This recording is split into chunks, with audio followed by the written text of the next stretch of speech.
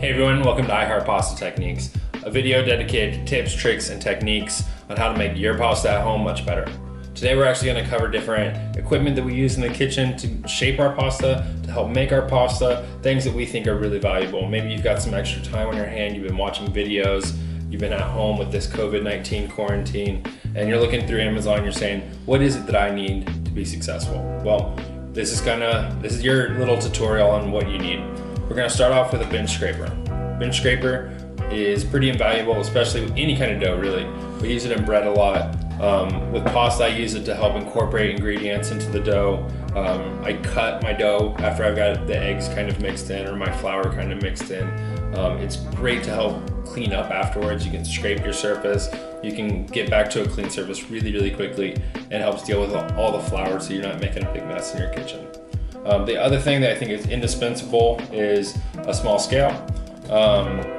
Most of these, this size at least, will cover up to about 11 pounds or 5 kilograms. I use grams every single time because 1 pound is 16 ounces, but it's 454 grams. So there's a lot smaller increments there than ounces, and I think it just gives you a lot better product because you're a lot more controlled with it and you're a lot more accurate with your measurements. After that, we kind of open up to a lot of different kinds of things. Most of these tools are there to shape. With pasta, you're doing two things. You're making a dough and then you're rolling it out to shape it. That's really all you're doing. And when you're shaping, there's lots of things you can do. You want texture. Some pastas are sealed and filled. Other ones are just really coarse. Some are big ones that you do with just the side of your thumb or a ball, or there's lots of different shapes. So all these pasta tools in front of me are pretty much for shaping. Two other things I think you should really look for that you probably already have in your kitchen is a good fork and a good spoon. I like a slotted spoon. It just kind of helps me stir in the pan and keeps it from getting too much liquid going everywhere. And if I need to fish something out, I can do that. Usually what I'll do is I'll use a slotted spoon to plate, and if it's like a filled pasta like a ravioli, I'll spoon those out first, and then I'll spoon the sauce over top of it afterwards. So that way I can really control where the sauce is going. A good fork is just to mix eggs. You can use the back of it to shape gnocchi or really cavatelli, but I just like a good fork to mix my eggs with, and to incorporate flour in. I use a 3-tine fork. I think it a little more rustic. It has a little bit more space, especially if you're doing gnocchi on the backside. And I just like it. So after that, we're gonna get into some cutting things. So I always have a knife around. It's an old chef knife that I used in the restaurant. It got retired to my pasta box because I have better knives now. But you just need something to cut with. It's another kind of rudimentary thing that you probably already have in your kitchen, so you don't really have to invest a lot into. And you can cut a lot of shapes. You can cut squares, you can cut rectangles, you can cut diamonds, you can cut triangles. There's lots of things you can do with that in and of itself that you don't need any specialized equipment for. Besides a pasta roller, you don't have to use a pasta roller. Some people like to use a rolling pin. I've got a Mattarello right here, which is a very, very long rolling pin used to roll out sheets of pasta. There's definitely some chefs that prefer this method. It helps keep the air bubbles that you kind of need into the dough, and the texture is a little bit better if you do that way. For convenience sake, if you're new to pasta, definitely go the easier route with a pasta machine. If you really want the challenge though, learn to use a Mattarello and get a nice round smooth circle and then cut your pasta that way. It's very traditional, it's very exciting to do. If you can get it under control, then it's a really cool way to roll pasta. While we're talking about rolling pins, I do have a couple other rolling pins. This guy I use quite a bit. If you've ever watched any of our other videos, you see me use this to kind of roll out my dough. It's about the width of my pasta roller, which is one of the reasons I like using it so much. It's also about the width of my Chitarra, which I'll talk about in a minute. But that's another reason I really like this one. It's not big, and it's not like the French rolling pins that kind of have that arc to them. It's nice and flat and straight, so that way I'm not getting that cavity in the pasta as I'm rolling it out, and it's nice and flat. And then we've got a handful of these rolling pins. These rolling pins are different pasta shapes. Not necessary, I very rarely use them actually, but they do give you a really good guide on how wide things are. You know, we've got spaghetti, tagliatelle, pappardelle, and fettuccine in front of us. Like I said, I don't use them a whole lot. I use my knives, I use them, a pasta cutter if I want to do those shapes for the most part. And if I want to do spaghetti that's squared off, I use this this guy right here. This is my Chitarra. Chitarra just means guitar, and it cuts a square spaghetti. And basically you roll out a sheet of pasta, you lay it on top, use your rolling pin, and you kind of force it through. The wires cut it. And if you look at it, it strums kind of like a guitar, which is why it's called that. So if you want, you know, this is a fancy guy that, again, you don't actually need, but if you really want to get into the finer points of pasta, it's a fun one. People always gravitate towards looking at it because it looks interesting. It's definitely the biggest thing I have on the table too. What's next? Going to cutting some more. We're gonna talk about these little things right here. So these guys, I've got two different kinds. I've got a straight walled one, and I've got this fluted one. They're just ring cutters is all they are. Pastry cutters. There's a couple different things you can say, or a couple different names you've got. These are pretty handy to have in the kitchen. A lot of them are metal. I like these nylon ones. They're just nice. I use them to seal on this wider ring quite a bit. With stuffed pastas, I think we did that with our Ravioli Ovo. We use that, and we use this fluted one to give a nice texture on the outside. So this is a good tool to have in the kitchen. You can use this with cookies, you can do this with other different things, you can use it with biscuits, so there's some versatility there. Definitely something, if you don't have, I would look at picking up. They're not too expensive either.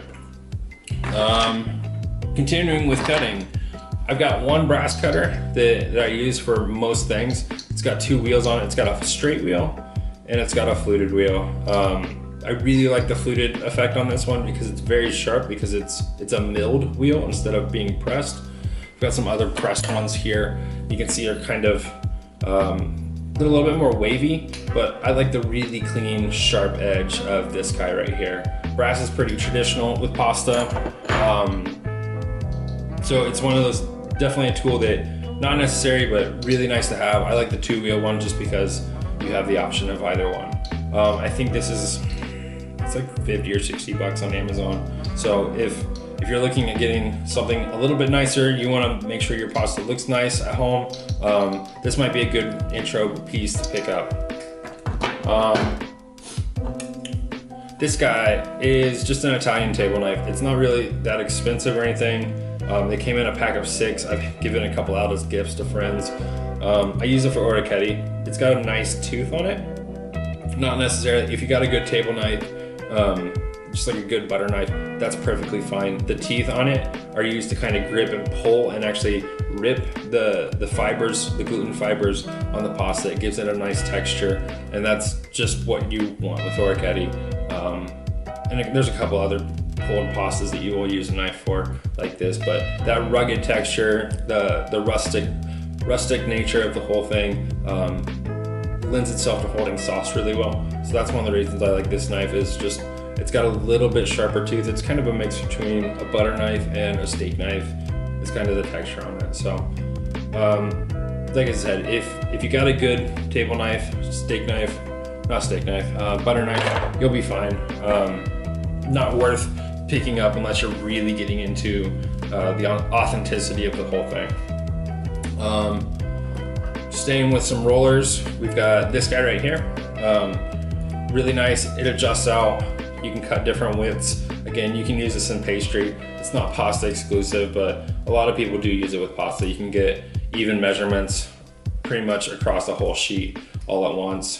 There's a little wing nut that tightens down to hold your place there.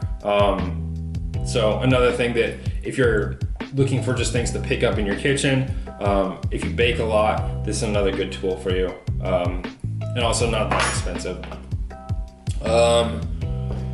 What else? So we've got a couple different boards over here. This is a very old gnocchi board that I have that's probably 10, 12 years old. The handle's missing from it because it's been used too much. So a gnocchi board is just a wood board. It's got some grooves on it. We dust it with a little bit of flour, and then we just take a piece of gnocchi and thumb it through. It gives it a nice texture. The thumbprint on the backside also holds sauce. So it's a way to just shape. These guys, very, very similar. I've got two different kinds. They're both Garganelli boards. They look very similar, like I said, to the gnocchi board. It's about the same length, a little bit wider.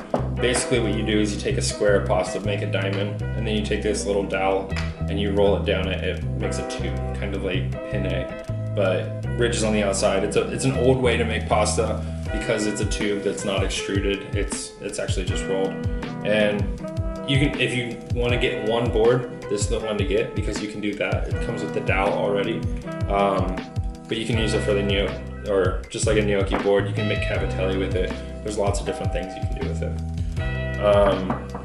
So this is another one I would highly recommend picking up if you're looking for just a couple pieces to add to your collection to have some versatility.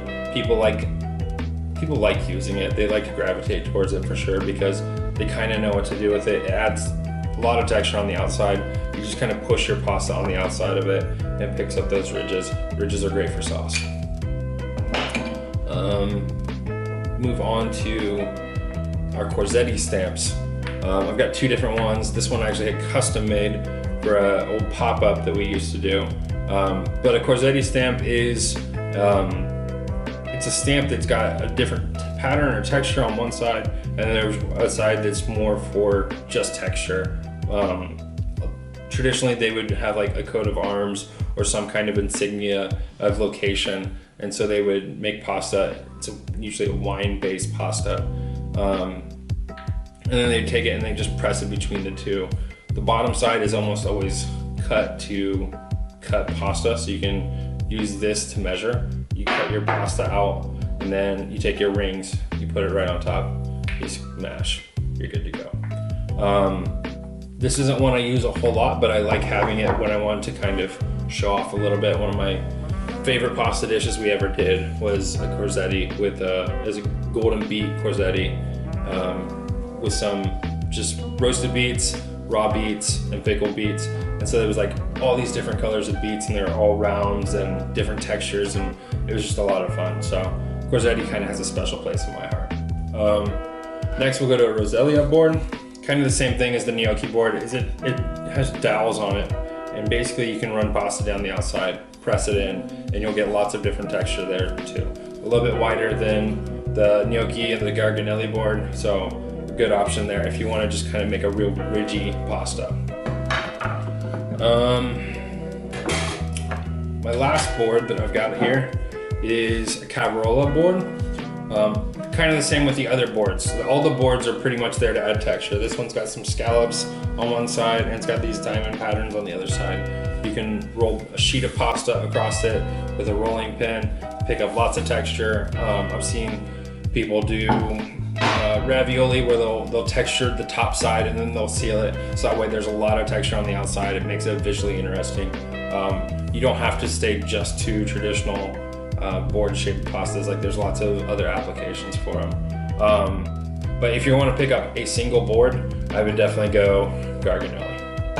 And then my last tool I've got here today is just a ring.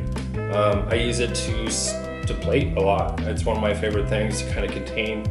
I usually put pasta on a plate instead of a bowl. It's just a preference of mine. I think it looks nice, and I like to put the ring down first, put my pastas in the middle, and then that way when I pull it off, it all is kind of centered and it kind of falls out a little bit organically. It's not too fancy. It's a quick tool. You can also bake little cakes in it.